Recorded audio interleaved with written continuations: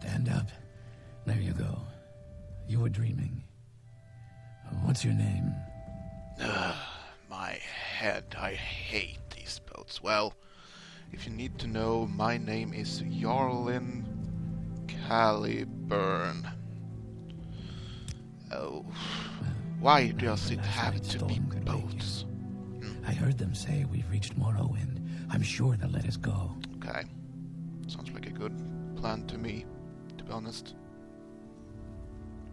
Quiet. Here comes the guard. This is where you get off. Come with me. Okay. I will follow you. Well, yeah, someone has died here. Oh well. I'm glad I'm not one of them. Goodbye, Jib. Hope to see you in another game or so. Yes, let's get out of here. I don't want to be here anymore. Get yourself up on deck and let's keep this as civil as possible. Of course, my friend.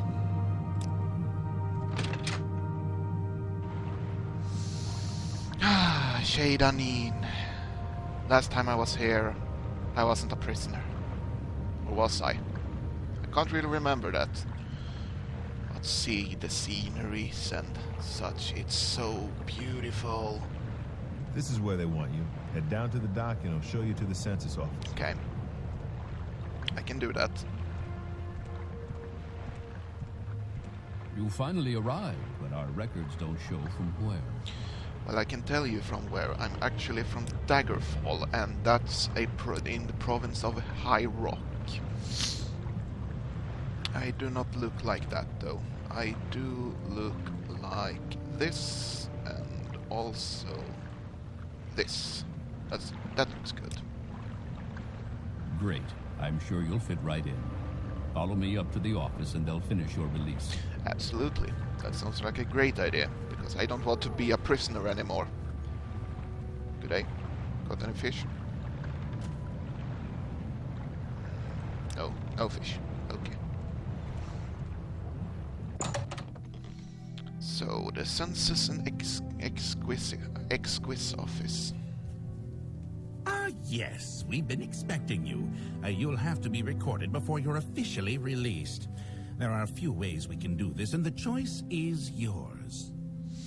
Well, this is a perfect time to actually go into an introduction to you. Greetings everybody, and welcome to another episode, rather a new Let's Play with me, Hjallecalibur, here in the Elder Scrolls Morrowind. Kind of post-production because, well, the first video got lost, actually, and this is actually after I have played the game already. It's kind of weird to working in this way, but it works, so yeah. Let's see, we are going to generate his, answer his questions, because I want to show you one of my favorite things in Morrowind, the class system, how you can become a class. We are going to play, like we are doing in Let's Play already, a Warden class, but I just want to show you how to make another, because, well, it's kind of interesting how they generate these questions, because these questions are not like, what's your favorite weapon and such. It's more of a moral standard questions, what you should do in some situations and such. And some of those answers are key points to the class. So let's see what we can do here. Answer his question. On a clear day, you chance upon a strange animal, its leg trapped in a hunter's claw snare. Judging from the bleeding, it will not survive long. What do you do? I do not interfere with it in the natural evolution of events, but rather take the opportunity to learn more about it, a strange animal that you have never seen before. Draw a dagger, and mercifully ending its life with a single thrust, or use some herbs from your pack to put it to sleep. I would actually use some herbs on it. One summer afternoon, your father gives you a choice of chores. What would you rather do? Work in the forge with him and casting iron for a new plow. That sounds nice, really nice actually, but gathering herbs for your mother who is preparing dinner. That sounds like something I actually can do, because I have some experience with homeopathy, like the nature medicine stuff for an example, horses and such in real life. So I can some of the herbs actually. I wouldn't say I am an expert on herbology in any case, but I can do some stuff of that and catch fish. It's kind of boring actually, but if I were in real life, I would actually gather herbs, because I know what has I can given you use. a very embarrassing nickname, and even worse, likes to call you it in front of your friends. You have asked him to stop, but he finds it very amusing to watch you blush. What do you do? This has actually... I don't have any cousins, but it has happened to friends, or what I could call them friends in high school, for an example. And actually, I would actually make up a story for my nickname, a badge of honor instead of something humiliating, because, well, how should I say it? If you get a stamp, like a, how should I say it, a stamp that makes you look like a fool or something like that, you should always try to see some honor in it, even though... But it's like in the South Park Stick of Truth. You can't choose your name there. You are always called douchebag, but you become the greatest douchebag of them all. It sounds weird, but it's actually kind of true, because even no one cares about your name, everyone cares about your deeds, basically. So yeah, a nickname. There is a lot of heated discussion at the local tavern over a group of people called telepaths.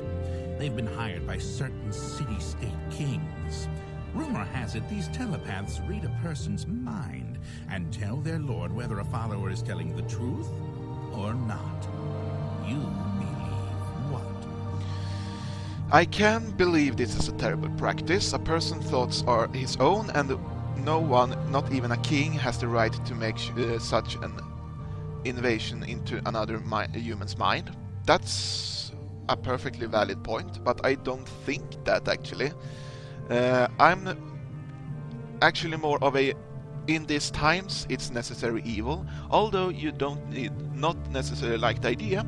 A telepath could have certain advantages during a time of war in finding someone innocent of a crime, or loyal followers to the king have nothing to fear from a telepath. It's important to have a method of finding assassins and spies before it's too late. I think necessary evil, because not only can the telepaths, how should I say, can the telepaths actually know what you are doing, but they can also know what the king is thinking. So it's a double-edged sword in that way. So I will take the necessary evil. Your mother sends you to the market with a list of goods to buy. After you finish, you find that by mistake a shopkeeper has given you too much money back in exchange for one of the items. What do you do? This has actually happened to me a lot, and in these times, in the medieval times or whatever in Morrowind, I would actually say it's not that different from real life actually. So I can decide to put the extra money to good use and purchase items with help that would help your family. Return to the store and give the shopkeeper his hard-earned money. Explain to him the mistake. I would never do that actually, because sure, if I were, I would be ashamed if I did that, of course. But a mistake is a mistake, and I know he can earn it elsewhere, basically. And pocket extra money, knowing the shopkeeper in general tend to overcharge customers anyway. I would actually do that, because I'm kind of selfish in that way, but nah, I decided to put the extra money to good use. I think that's good. While in a marketplace, you witness a thief cut a purse from a noble. Even as he does so, the noble notices and calls for the city guards. In his haste to get away, the thief drops the purse near you. Surprisingly, no one seems to notice the bag of coins at your feet. What do you do? To be honest, this is a tricky question, because I can leave the bag there, knowing that it's better not to get involved, but someone is going to take that bag anyways. That's stupid, really. I could pick up the bag and signal the guards, knowing that the honorable thing to do is return the money to its rightful owner. I can get a reward from that. If not, well, I have done an honorable thing. Or I can pick up the bag and pocket it, knowing that the extra windfall will help your family in times of trouble. No, I will actually try to get a reward from it. Your father sends you on a task which you loathe, cleaning the stables. On the way there, pitchfork in hand, you run into your friend from the homestead near your own. He offers to do it for you, in return for a future favor of his choosing.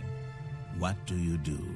Well, to be honest, my family has horses, and had more horses than just one like we have now, but I would ask him to help me, because then I don't have to do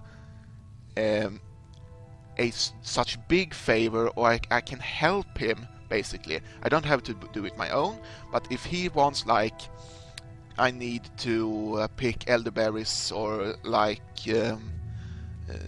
go and get wheat from the farm or something, I could do that, basically. I would ask him to help me, because, well, then I don't need to be in such debt, basically. Your mother asks you to help fix the stove. While you're working, a very hot pipe slips its moorings and falls towards her. What do you do? This is, to me, a stupid question, because why, first of all, why is the pipe hot if the stove isn't on? Before you maybe it's fix the stove means that you are going to actually turn on the stove, sure, but if it's fix the stove, like actually fix it, repair it, I would say, why in the name of hell would it be on? That's stupid. So, well, but if this would happen, I would actually position myself between the pipe and your mother, because I am a stupid guy like that, and I love my mother, basically, and I would not push her, because who knows if she hits her head or something on something else, and I would not grab the hot pipe. That's also so stupid. I rather get burn marks on, like, my chest or a arm or such than my hands. I use my hands too much.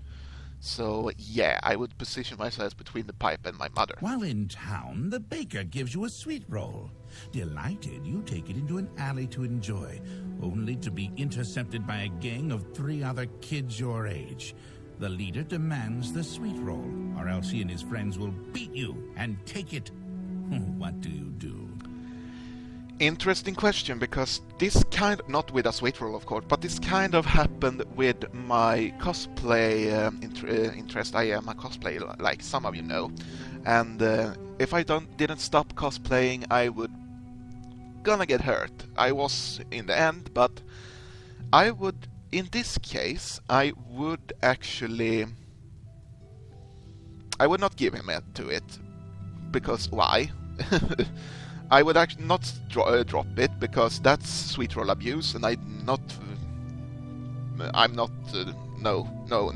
sweet roll abuse. That's wrong. I would actually take number 2, act like you are going to give him the sweet roll, but at the last minute throw it in the air, hoping that they'll pay attention to it long enough to get a shot on the leader. Think of it like this: I throw it in the air. Hopefully they see that. I can punch the leader in the stomach or between his legs and catch the sweet roll again and run away. That sounds like a good idea to me. Entering town, you find that you are witness to a very well-dressed man running from a crowd. He screams to you for help. The crowd behind him seems very angry. What do you do? To be honest, this is an interesting question, because, well, I wouldn't stand aside because I care too much.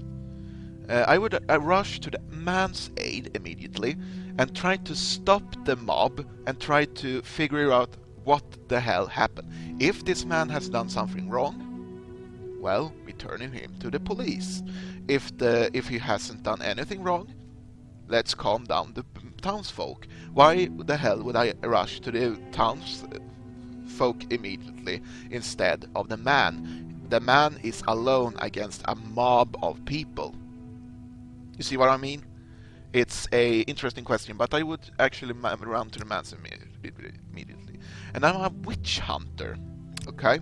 A witch hunter is a conjuration, enchantment, alchemy, light armor, marksman.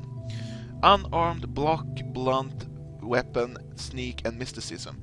It's almost like we are actually playing the class we play now in the big thing, but we will fill out the forms ourselves. We will not do it as, how should I say, as intricate, because, like I said, it's a post-production, but we will go as a warden. In the, how should I say, the spirit of the new coming Elder Scrolls Online Morrowind.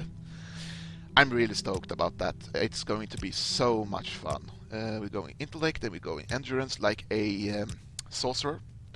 It's kind of like how I play sorcerers, but with the warden class, it's kind of different. I will show you. We will go alchemy. The thing is, I don't think I have actually done any alchemy in the game yet, but yeah. Destruction, alteration, conjuration is what I'm looking for, and also mysticism. Then I need blunt weapon. Where is the blunt weapon? There we are. Blunt weapon, heavy armor, medium armor, marksman, and also restoration.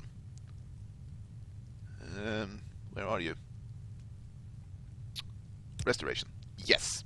And this is the warden class. I'm not going to do a class description. You can do that, of course, but I already done that in the Let's Play, and you may have seen that already, so yeah. Let's go.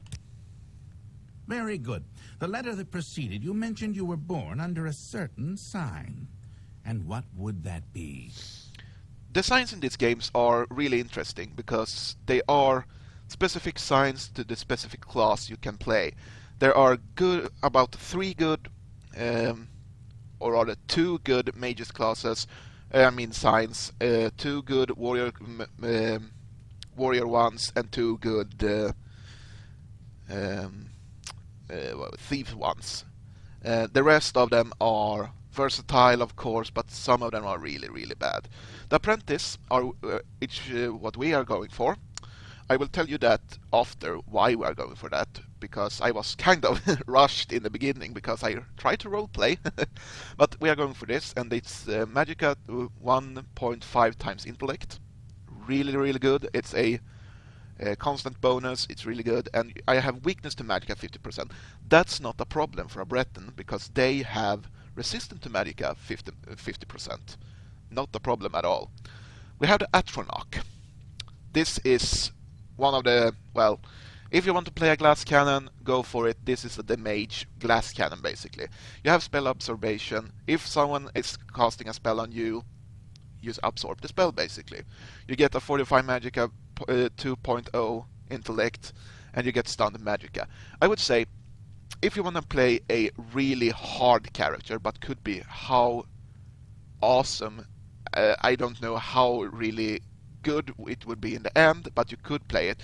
I can actually show you how good it would be, but yeah, you could play Atronach and also a high elf. I will show you that later, but first and foremost, let's go through this. The lady, a good paladin warrior one, and also you could use it like a thief one, of course. You have personality and you have endurance. It's a versatile one. It's good. It's one of the good ones. The Lord one is not a good one, I would say. You get restored 2 points for 30 seconds on self. it's basically 60 points health for 30 seconds. No, it's not really good at all, actually. And weakness to fire, totally worthless, I would say. The Lover, Fortify Agility, and a Paralyze thing. This one is actually good for thieves. Really good for thieves, I would say. It's one of the good ones for thieves. The Mage, basically, Mage. I can't say more than that. It's a good one for the mages. It's the second one, and I would recommend it if you want to play safe. The Ritual, it's okay. I don't know what you would play him as, but you have to turn undeads, and it's basically a good, how should I say, priest spell. Or I mean priest sign. We have the Serpent. This is one of the worst, I would say. Poison damage and damage to yourself. Poison damage on touch and damage to yourself. I don't like this. I think it's a really horrible sign. You could roleplay with it, of course. You could roleplay as an assassin. Sure, but no, it's not a good one. The Shadow. It's the second, I would say, rather it's the first good assassin, stealth one, because you get invisibility for 60 seconds on self. That's really good, and you can always make another spell to actually use it more frequently, because this is like a one day only thing. I think it is, at least. This is one of the first thief classes. Sure, you could say the Lover, the lady is a thief class also, but that also works with paladins and such, so that's a good spell sign overall. But the Shadow is a good thief one. The Steed, Fortify Speed, can't say more than that. It's good almost for every class. If you want to run faster, if you want to be acrobatic, if you want to like a fast running marathon mage, I don't know, but it's a good, simply. The Thief, basically worthless in this game. Sanctuary, 10 points. Sanctuary makes you harder to hit, but with the mods I have, it's worthless, I would say. So don't take Thief. Take this instead. Is in that case, it's a good. This is the second good. The second good stealth sign. You have the beggar's nose. Really, really nice. You have detect animal, detect enchantment, detect key. Really nice. And you also have a open chest for 50 points. It's like the majority of the chests in this game is about 50, 70 points, but you can always change that. So it's a really, really good spell. And a warrior spell. 45 strength. It's good, basically. But I will take the apprentice, because I'm an apprentice, basically. Interesting. Now, before I stamp these papers, make sure this information is correct. Okay, Hjallecalibur. That's correct. The Breton, the Warden, and the Apprentice. Like you can see, I have a big amount of magicka, not that much health, and kind of good fatigue also for a beginner class. And I have some good stuff here. Not really that important, but I want to show you guys the different races, because I was, like I said, role-playing, couldn't do that then, but I can do that now. Dargonians. I would say this is one of the best stealth class in this game, or rather thief class. You have alchemy, you have athletics, you have illusion, you have medium armor, you have mysticism, you have spear, and you have unarmored. These are basically, if you want to play a warrior class with spears and such, this is awesome. The Breton, like I am playing in this game, they are awesome mages. I forgot. Resistant to disease, immune to poison, that's really good.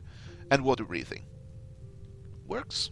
Really nice. I would say this is a good race overall. The Breton is the to-go mage class, I would say. They got the magicka bonus of 0.5 times intellect, really good. They have the resistant magicka, which works superbly with the Apprentice class, and you have the Dragon Skin. It's a shield spell.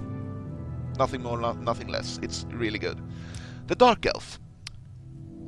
A jack of all trades. It's not superb, but works for this game basically. Dark Elf is what I would suggest you could play in this game if you want to play, or I mean role play as, well, a Dark Elf basically. It works really good in Morrowind, because, well, they are the kinsmen of Morrowind. Sanctuary, not really that good. Fire resistance, yeah, works. I would say they are a good stealth warrior. They are a jack of all trades, I would say. High Elf, the worst, I would say, class in this game, or rather race. Magicka bonus, sure, 1.5 times intellect, really great. Weakness to Magicka, worthless. Weakness to fire, totally worthless. Weakness to frost, worthless. Weakness to shock, worthless. And resist diseases. They are, like I said, glass cannons. I will try. I just want to show you how much Magicka bonus we can get from this guy. And here is the most lacklusting class in this game, I would say. The Imperials are really boring, I would say, because they are basically pirates / paladins. They have Speechcraft, they have Machental, they have Longblade, they have Light Armor, they have Hand-to-Hand, they have Blunt Weapon. They are basically pirates in this game. Star of the West and Voice of the Emperor. They are... That's weird. They are nice in that case, but I would say do not play this if you want to play a good class. Don't play Imperial. The same goes for Khajiit, I'm afraid. I like the Khajiits. They are good stealth ones, but in this game they are also lacklusting. They have the Eye of Night. You can see in the night basically, and they have Eye of Fear, Demoralize. Basically, people flee from you. Sure, it's good, but nah, not with these skills actually. Nords, the go-to barbarian class, I would say. They have axe, they have blunt weapons, they have heavy armor, they have long blade, they have medium armor, they have spear. I mean, a really good warrior class, and also you can play this as a sorcerer really well.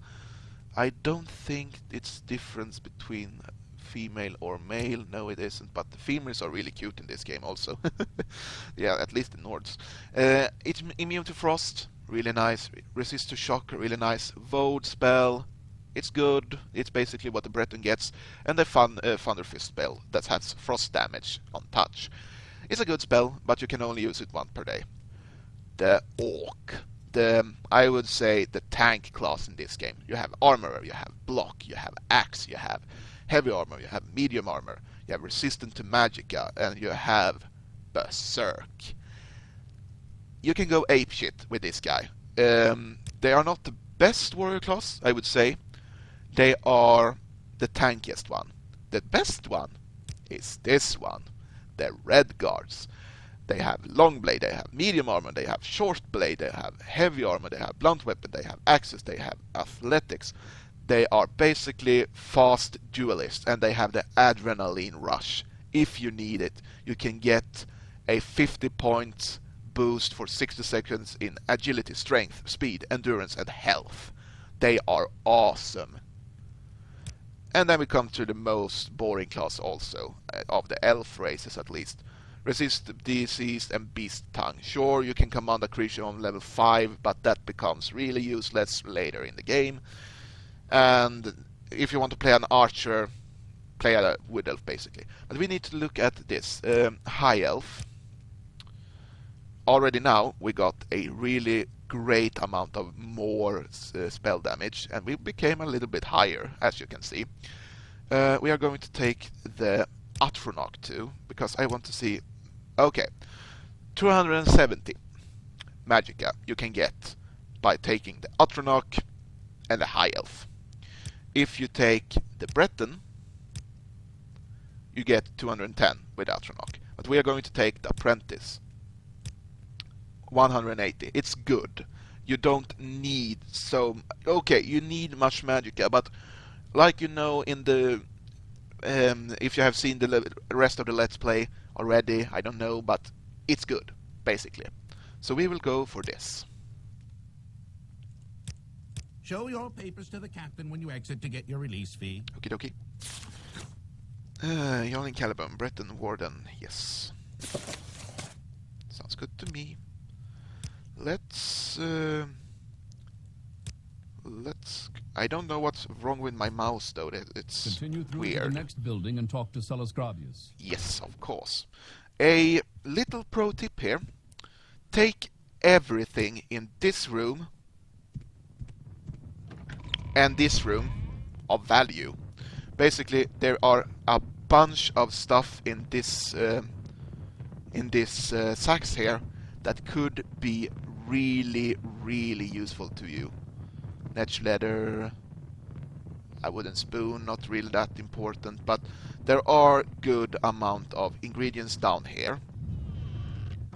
And up here we have a good amount of like mass tea. It's basically a, I think it's like the sake, like that. It's really strong and it drains your willpower, but it strengthens you. So it's a good drink if you want some strength. If you are a warrior, I would recommend to actually get some of these. The Ferment, it's a good book. And you can use the Apprentice Lockpick to actually open that. It contains 31 31 drakes, the golds basically. And you have a dagger here and such, and yeah, we take the dagger. Equip the dagger by dropping it on the picture. Yeah, it's very basic. Take it up and yeah, and put it down, basically like that. And we go into Shade and Ean. Here you are. It's not that much to go for here, but you can take that lantern, it's value 10. And you will also get some random loot and also an engraved healing ring. This healing ring is important later, but I'm not going to show that right now. You also get your spells. And because we have those, how should I say, you get the half heal spell if you have that in the minor skill. And it's actually a really, really good health spell, because you don't have that much health, and that will almost always give you up to the amount you want. So let's talk to Celes Gravius. First, let me take your identification papers. Thank you. Word of your arrival only reached me yesterday. I'm Celes Gravius, but my background is not important. I'm here to welcome you to Morrowind. I want to hear your background. I'm Celes Gravius, Knight Errant of the Imperial Legion. That's interesting. I can actually rank past him if I've joined the Imperial Legion. I can be his overseer, basically. I'm here to welcome you to Morrowind. Yes, you are in Morrowind. I don't know why you are here, or why you are released from prison and shipped here, but your authorization comes directly from the Emperor Uriel Septim VII himself, and I don't need to know any more than that. When you leave this office, you are free. But before you go, I have instructions on your duties, instructions from the Emperor, so pay careful attention. Yes, Uriel Septim is it's the Emperor in this game. These games, rather. In Oblivion, as you might know, you meet him, and that's the same Uriel Septim. This is actually 5 years prior to the Oblivion crisis. And the thing is, this is the same character I play now as I play in the Oblivion Let's Play. How does that work? I have a loophole. I may have said this in another video or such, and I'm planning on doing a really good prologue video to the adventures of Hjallecalibur, but that's not for now. I will just say it works, because I found a loophole. So, we need to get to do this. The package come with the news of your arrival. You are take this to Caius Cosades in the town of Balmora. Go to the South Wall Corner Club and ask for Caius Cosades. They'll know where to find him. Serve him as you would serve the Emperor himself. I also have a letter for you and a dispersal to your name. I basically get some good money to go to Balmora. That's good. And actually, the thing you could do now is give this guy a ring. The ring we found. We will do that. Yes, I found that. Amazing, thank you, and such. And we get a really good reputation with the trader inside of here. But that's just actually everything I'm going to do in this episode. Hope you like this episode. Please leave a comment down below and subscribe if you're not a subscriber. I will try to not push the wrong buttons again in YouTube, so actually don't need to do this kind of stuff anymore. But I hope you like this. My name is Hjallecalibur, and see you in the next episode. Bye bye.